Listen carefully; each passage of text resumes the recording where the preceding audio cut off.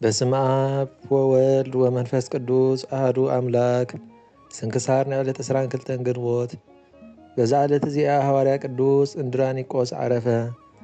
ነዚ ቅዱስ እዚ ጎይታናን መድኃኒናን ኢየሱስ ክርስቶስ ምስጋና ንዑ ይኹን ሓረዮ። ንሱ ቁፅሩ ካብቶም 72 ኣርድእቲ እዩ። ንሳቶም ቅድሚ ሕማማቱ መንግሥቲ እግዚኣብሔር ክሰብኩ ዝለኣኾም እዮም።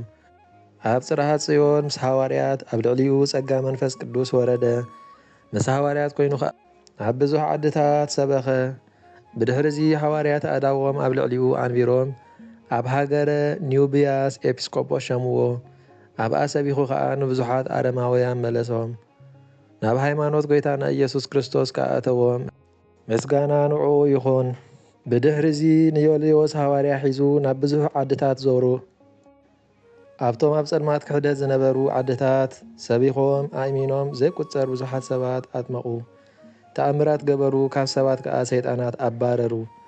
ንብዙሓት ሕሙማት ኣሕወይዎም። ኣብያተ ጣዖታት ኣፍሪሶም ኣብያተ ክርስቲያናት ሃነጹ።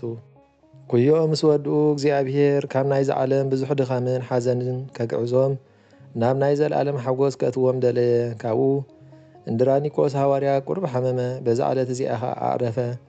ዮልዮስ ሓዋርያ ኸዓ ገኒዙ ኣብ መቓብር ኣንበሮ። ንሱ ኸዓ ንጽባሒቱ ዓረፈ። በረኸቶም ምሳና ትኹን ንዘለዓለም ዓለም ኣሚን።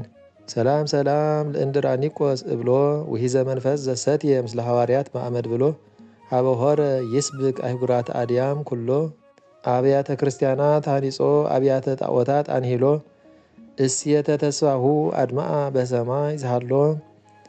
በዛ ዕለት እዚኣ ንያዕቆብ ምስራቃዊ መዘከርቱ እያ።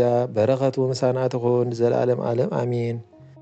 ምስጋና ንኣብን ወልድን መንፈስ ቅዱስን ሎምን ኩሉ ሰዓን ንዘለዓለም ዓለም ይኹን። ስንክሳር ንዕለት 22 ግንቦት ተፈጸመ።